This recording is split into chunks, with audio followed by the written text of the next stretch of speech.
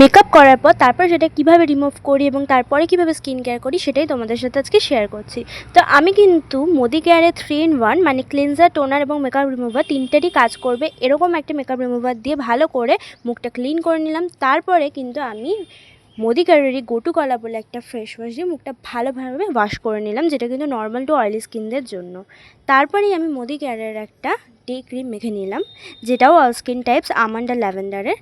তো সেটা আমি ভালো করে মুখের মধ্যে অ্যাপ্লাই করার পরে কিন্তু আমি যেহেতু একটু বেরাবো, এর জন্য মোদি কেয়ারেরই একটা খুব সুন্দর লিপ গ্লস আমি একটু ঠোঁটে অ্যাপ্লাই করলাম, যেটা দেখলে তোমরা বুঝতেই পারবে না ওটা লিপ গ্লস না লিপস্টিক।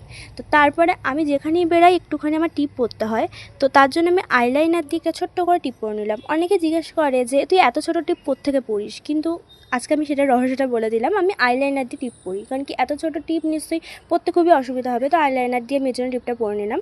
তো আমি যেহেতু বেরাবো এর জন্য চুলটা একটু ঠিক করে নিলাম, ড্রেসটা চেঞ্জ করে জাস্ট বেরিয়ে যাবো। তো এটাই ছিল আমার স্কিন কেয়ার। কেমন লাগলো অবশ্যই জানিও।